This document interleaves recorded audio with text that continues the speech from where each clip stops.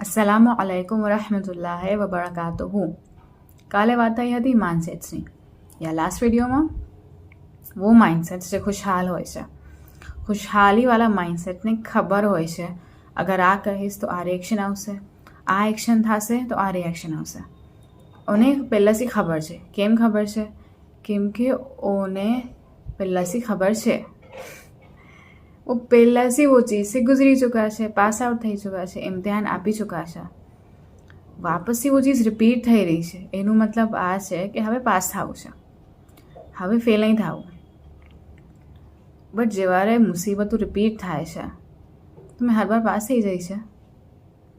Pass થવું important કેમ છે? પહેલાં ફેલ થાય છે પછી પાસ થાય છે. આવી છે. હંમેશા ફેલ નહીં થઈ શકતા. થઈ બી રહ્યા છે તો वो બી કામનું છે. જેટલી વાર ફેલ થશે એટલી વાર ખબર પડશે ઓકે આ રિએક્શન છે, આ રિએક્શન છે, આ રિએક્શન છે, આ રિએક્શન છે. પછી જ્યારે મુસીબત ઘણા મોટા તરીકેથી આવે છે, સેમ છે બટ લેવલ વધી જશે.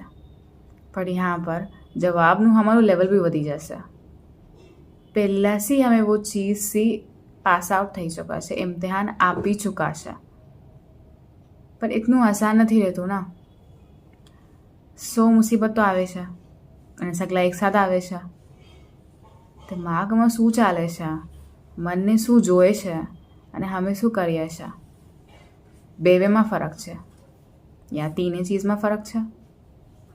પછી બી પાસ થવું ઇમ્પોર્ટન્ટ છે યા પાસ થઈ જાય છે. કેમ કે મન हमारे શું કરવાનું છે, ડિઝાયર્સ, हमारी ख्वाहिशों, हमारा एक्शंस અને हमारो ડિઝાયર્સ અને हमारा एक्शंस બે મળી જાય છે. સમજમાં આવી જાય છે કે અગર આ કરશું તો મળી જ જશે. જ્યારે મળી જાય છે ત્યારે પ્રોસેસ શરૂ થઈ જાય છે. શું પ્રોસેસ? વિડીયો દેખવાના લીએ શુક્રન. ખુદા હાફિઝ.